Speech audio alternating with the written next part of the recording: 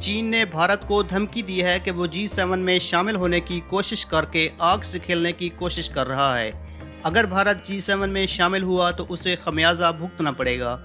امریکی صدر Donald Trump نے بھارت کو G7 اجلاس میں شرکت کی دعوت دی تھی جو امریکہ میں ہونے والا ہے۔ چین کے سرکاری میڈیا گلوبل ٹائمز میں شائع ہونے والی ایک رپورٹ کے مطابق امریکی صدر بھارت اور روس سمیت کچھ دیگر ممالک کو G7 میں شامل کر کے اسے G10 بنانے کا خواب دیکھ رہا ہے۔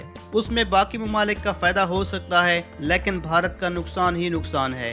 چین نے اس بات کو تسلیم کیا کہ امریکہ چین کشیدگی کی وجہ سے ٹرمپ بھارت کو G7 میں شامل کرنے کی کوشش کر رہے ہیں۔ چین کا کہنا ہے کہ اگر بھارت شامل ہوا تو اسے نقصان ہوگا۔ بھارت اور چین کے مابین لداخ پر سرحدی کشیدگی کئی روز سے جاری ہے۔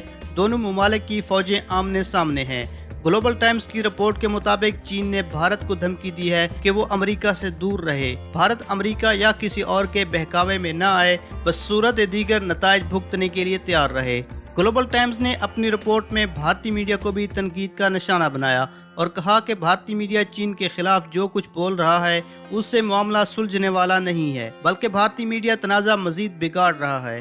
گلوبل ٹائمز نے امریکی صدر کی لداخ پر ثالثی کی پیشکش کے بارے میں کہا کہ امریکہ چین پر اسٹریٹجک دباؤ بڑھانے کے لیے ایسا کر رہا ہے، لیکن ہم کسی کی ثالثی نہیں مانیں گے۔ چین نے اعلان کیا ہے کہ کچھ بھی ہو جائے چین سرحدی تنازع پر پیچھے نہیں ہٹے گا۔ بھارت میں کچھ لوگ کہہ رہے ہیں کہ چین پیچھے ہٹ جائے گا، لیکن ایسا نہیں ہوگا۔